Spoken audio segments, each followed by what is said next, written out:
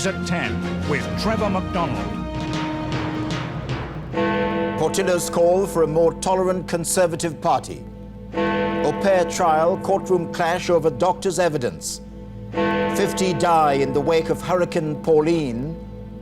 And how the Queen lost her lines in Pakistan. Good evening. The Conservative Party moved towards new, more tolerant attitudes today on single parents, unmarried couples and homosexuals as it continued its process of rolling renewal. Michael Portillo, the darling of the right at previous Conservative conference, made it clear today that the party had to be far more in tune with modern morality. Mr. Hague also talked on that theme today, saying shadow cabinet members wouldn't necessarily be sacked for having affairs. Our political editor, Michael Brunson, reports from Blackpool. Tonight, a last round of social engagements for William Hague and Fionn before his first end-of-conference leader speech. Tomorrow, he'll use it to turn his party's attention to the policies they need to regain power. On that, Michael Portillo had his say this evening, beginning with why they'd lost. The Tories were linked to harshness. They were thought to be uncaring about unemployment, poverty, poor housing, disability, single parenthood, and we were thought to be indifferent to the moral arguments over landmines and arms sales. So, in future, Mr. Portillo argued, Tory policy should be far more tolerant of modern morality.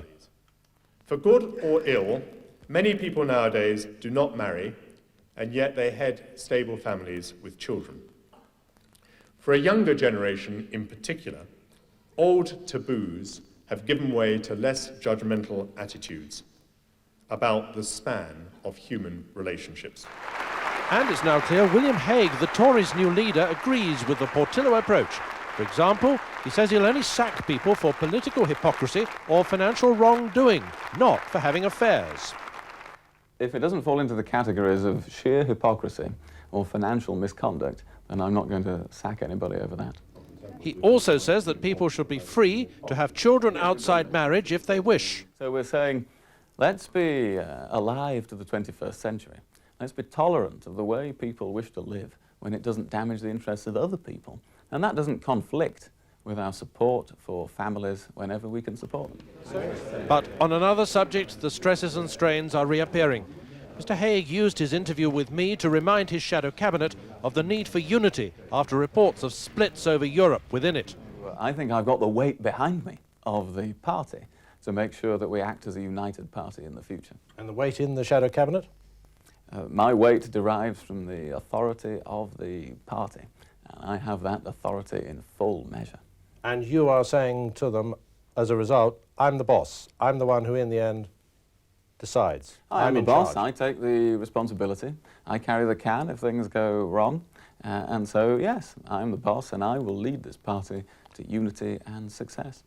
And everybody around the shadow cabinet table and in the party as well should realise that.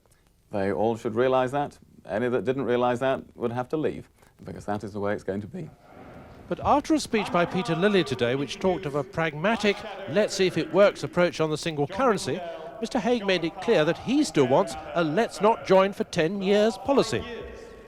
Our manifesto is subject to the approval of the party, of all the members of the party. That's one of the improvements in party democracy, which I have been developing, which the whole party has been developing this week. But the intention that I stated in the leadership election is still very much my intention. And have I stated it correctly, that your intention was we say no next time for the lifetime of the next Parliament? That is my intention. So as the Conservatives begin their policy review, what will Mr. Hague say tomorrow? Well, he will talk about a tolerant, open conservatism, a conservatism which acknowledges its past mistakes but stands ready to serve Britain again in the future. Michael Brunson, News at 10, Blackpool.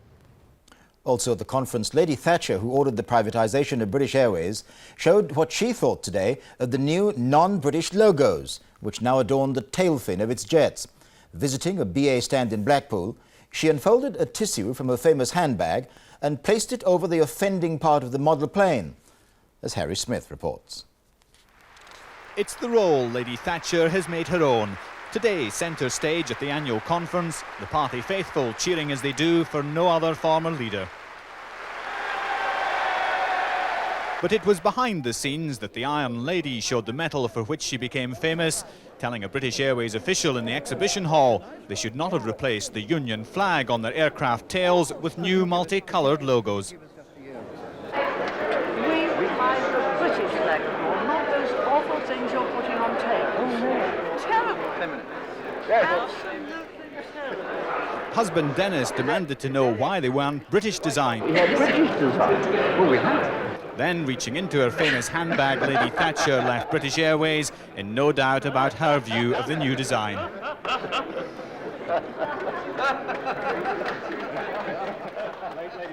The design on this tailplane here is the one that caught Lady Thatcher's eyes and earned British Airways such a sharp rebuke.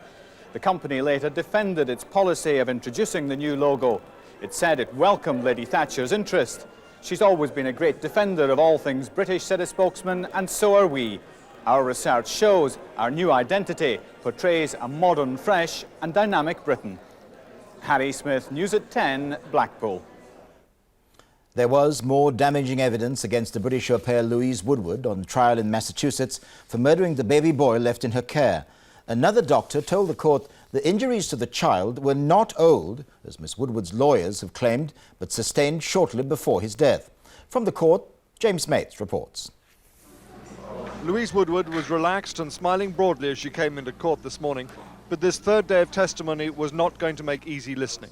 A succession of prosecution witnesses, all top doctors, rejected defence theories that 9-month-old Matthew Eapen died from the complications of an earlier head injury.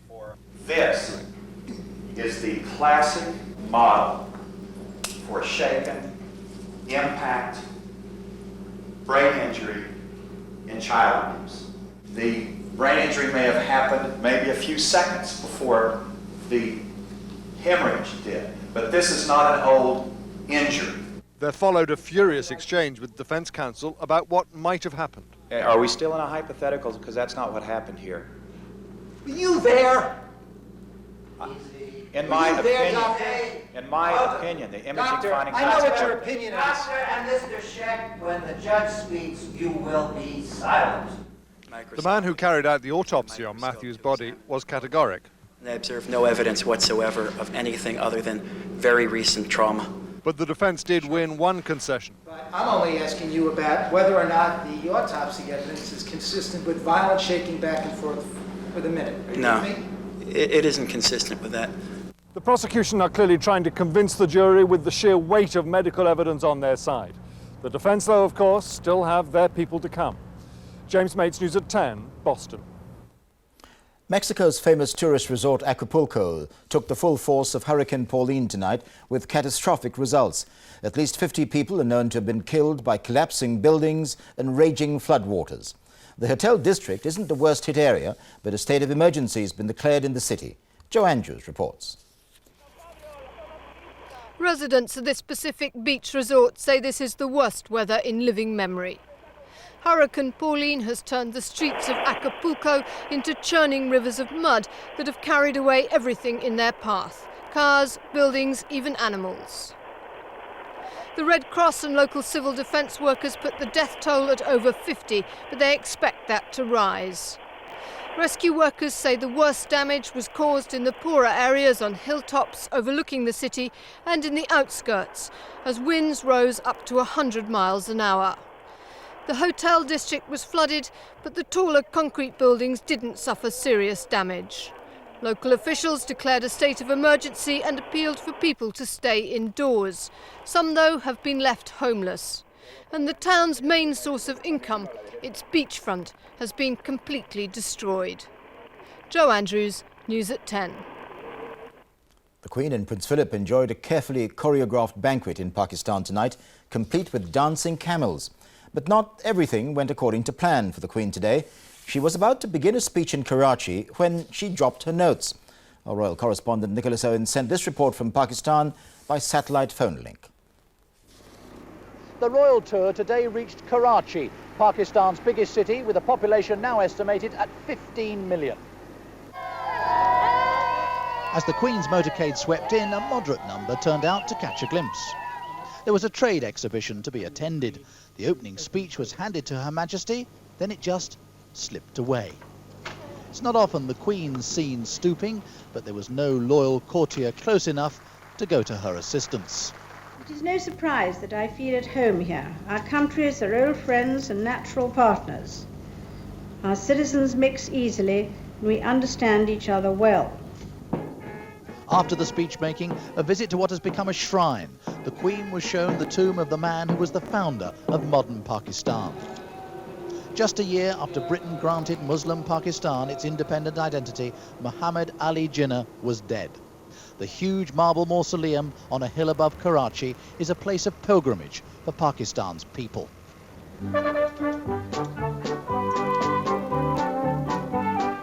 This evening, another city. The Queen arrived for a banquet in the awesome surroundings of the Lahore Fort, a Mughal palace dating from the 16th century. In more recent colonial days, it served as a garrison for British and Sikh troops. Observers agree that the Queen, who said yesterday that she sometimes felt too old to cope with the modern world, has done a pretty good job of dealing with the busy schedule here in intense heat. Nicholas Owen, News at 10 in Pakistan. Still to come on News at 10 tonight, a special honour for the teacher who helped Josie speak again. Proposals that could halve the drink-drive limit. World Cup countdown reports from the England and Scotland camps.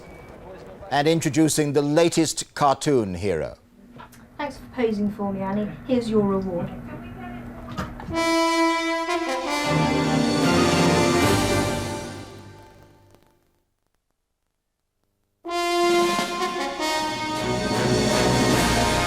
Welcome back. When Josie Russell suffered terrible head injuries during the attack in which her mother and sister died, doctors thought she may never read or talk again. But now she can, thanks in no small part to the efforts of a primary school teacher. Today, those efforts were recognised when Linda Roberts was made Teacher of the Year. Lauren Taylor watched the ceremony. A moment of joy for the Teacher of the Year as her class surprised her on stage with one special pupil. The award was for her role in helping Josie Russell recover from an attack in which her mother and sister were killed.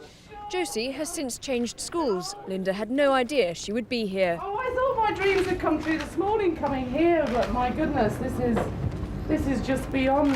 Oh, I can't do anything.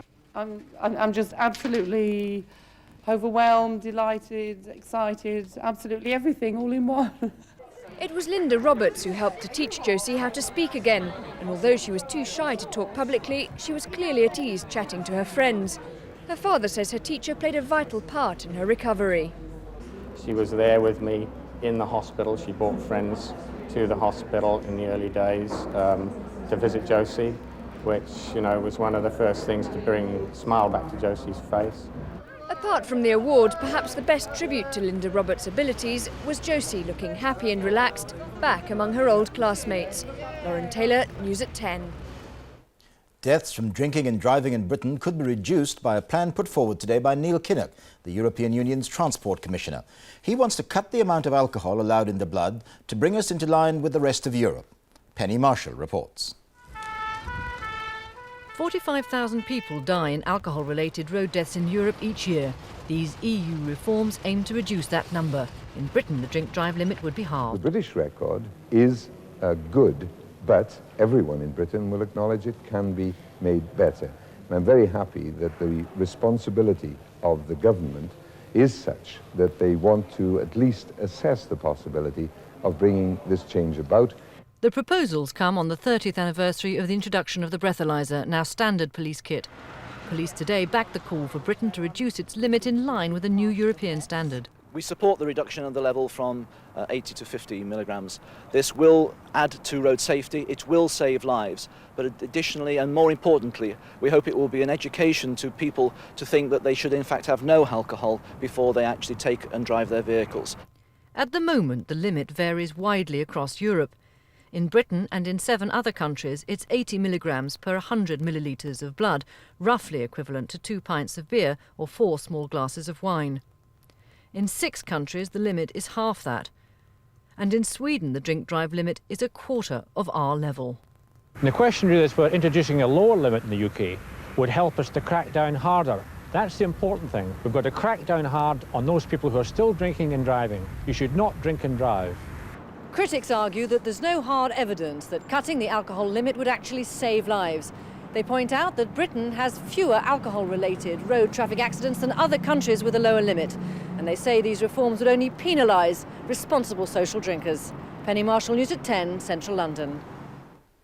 The Royal Yacht Britannia will not be replaced or refurbished. The government will confirm tomorrow. The 44-year-old yacht will, however, be saved from the scrap heap and preserved. It would have cost around £15 million to refit Britannia. The government's rejected plans for a panel made up of lay people and legal professionals to select judges. But vacancies for High Court judges are to be openly advertised, and there'll be more flexibility in part-time sittings to help men and women take career breaks. And the driver of a lorry carrying a mechanical digger which killed 5 people has been convicted of causing death by dangerous driving. The digger's arm swung across a road in Cornwall into the path of oncoming traffic. 31-year-old Mark Wade will be sentenced next month. Last night on News at 10, Julian Mannion, our Moscow correspondent for the last 4 years, reviewed the extraordinary changes, good and bad, brought about by Boris Yeltsin during his presidency. That was the first of 2 special reports looking back on his Moscow posting before he takes up his new job as our Middle East correspondent. For the second, he talks to 2 people who symbolize the winners and losers in Yeltsin's Russia. In the casino that Russia has been in the last 5 years, Sergei Lysovsky is one of the big winners. He controls a multi-million-pound business empire with close links to Boris Yeltsin's government. He lives in a world of limousines and bodyguards, personal wealth and occasional danger. Tatiana Kuznetsova is one of the losers. All she controls is a trolley full of homemade pastries which she hopes to sell in the street. She too lives with the dangers of the new Russia in a world that is crushingly poor. The flying elephant that now promotes Russia's lumbering Aeroflot airline is Lysovsky's latest brainchild. His company has control of all advertising on the country's main television channel. His business received a surprise boost 2 years ago when the channel's new director was murdered by persons still unknown. The dead director had promised to restrict television advertising. Since then, it's the advertising giants who have triumphed. Sergei Lysovsky says that those who have survived and prospered in the last few violent years have done so through their own efforts. Everything has been quite fair. In these years we all had to start from zero, and it depended on each person if he was going to succeed or not. Tatiana is certainly doing her best. Every day she parks her trolley at the Yaroslavsky railway station and tries to sell her meat and potato pies for 25 pence each. On a good day she can make a profit of about £10, but she has to pay some of that to the police, who control the area with a firm but corrupt hand. It's a far cry from Tatiana's last workplace, the mission control headquarters of Russia's space program. Tatiana worked here as a technical assistant for 23 years, until there was a cash crisis and they stopped paying her wages. What else could I do? At first my heart sank. I'm 45 years old and my hair is completely grey. But then I began to think about how to get by. Sergei Lysovsky's future is looking more secure. Last week the president came to open one of his new local TV stations aimed at youth. Last year Lysovsky organized the giant concerts that helped Boris Yeltsin to win the election. Now he's a key part of the media establishment that backs Yeltsin to the hilt. Tatiana still has some way to go before she becomes middle class. She only makes just enough money to support her mother and young son. But perhaps surprisingly, she's not discouraged. We've become different people now. We know the value of money and that you get what you've earned. The stories of 2 people show just how far Russia has come, and that there is no turning back. Enterprise has taken root, but in a savage form that has concentrated power and wealth in the hands of a tiny section of society. The ideals of Western democracy are still almost as far away as those of the communist past. And tonight, Russia is still searching for her destiny. Julian Mannion, News at 10, Moscow. Sports news. With 2 days to go before their World Cup qualifying matches, both the England and Scotland squads seem cool and relaxed as the pressure begins to mount. And both camps are feeling confident. In a moment, a report on the Scottish build-up. First, though, our sports correspondent Graham Miller reports from Rome. World Cup fever hit Rome tonight as the Italian team arrived from their out-of-town headquarters. Danger man Zola saying little. Are you feeling well? I mean, a few words for News at 10. Thank you very much. Are you going to win? Italy must win to qualify automatically for the finals. The demanding crowd, as the Chelsea star knows, could work for England. Glenn Hoddle's been telling his team Italy start favourites because they're the home side, but they can be beaten. Do you think the win over Italy in the summer in France, do you think that broke the myth, perhaps, that the Italians couldn't be beaten? The game, you know, on Saturday is going to be a completely different situation, but it's helpful. It gives us that inner belief. If it wasn't there, it's surely there now. The English fans have started to arrive. 10,000 are expected come Saturday, the largest away following ever. Tomorrow, Glenn Hoddle will name his captain, and he'll also get the latest medical checks on his two injury worries, David Beckham and Gareth Southgate. He says he's almost certain which team to play on Saturday night. He's now got one final training session left to make up his mind. Meantime, the city's famous sights are standing by for a busy weekend. Graham Miller, News at 10, Rome. The run-up to Scotland's big game could scarcely be better. Top players in the squad were training again, most appear to be fit. Today saw the arrival of the Latvian team, who hope to spoil the home side's World Cup party this weekend. But at Scotland's hotel, players are relaxed about the challenge. We know if we perform to our abilities, you know, we should get the right result against Latvia. No disrespect to Latvia. They will put up as good a show as they possibly can, and it will be up to us to try and win the game. And crucial to Scotland's success is keeping goals out. There was a clean sheet last time against Latvia. The training is intensive to do the same this Saturday. This is only the second day that the squad has been together, but here at Scotland's headquarters, players say that great team spirit has already been forged, essential for victory. Linda Kennedy, News at 10, with the Scotland squad in Troon. Tonight's main news again. The Conservative Conference has heard a call for a more tolerant attitude by the party towards single parents, unmarried couples and homosexuals. It came from Michael Portillo, where the party leader William Hague said he agreed. And finally, a new name is joining the distinguished company of Dennis the Menace and Minnie the Minx on the pages of the Bino. Morris the dog might sound just like another cartoon character. In fact, his creator is only 12 years old, and the character is based on his pet Labrador. Our West of England correspondent Tim Rogers reports. First there was Dennis the Menace and his dog Gnasher. Now here's James Cattell and his dog Annie, better known to avid readers of the Bino as Morris the cartoon hero. Unlikely as Annie seems, she has been turned into a character that could launch 12-year-old James into a future career. So pleased with the Bino when James sent them his creation, they published it, making him one of the youngest cartoonists in the country. I didn't really expect much at all. I didn't even expect a letter back, but I did get one, and I was shocked just of that. And then when I saw the real one, I was even more shocked. This is reckoned to be the first time in the Bino's 60-year history that a reader's work has been published. But how do the experts rate it? I think James must be very proud of this. I would be. And I shall watch his progress with a little unease, actually.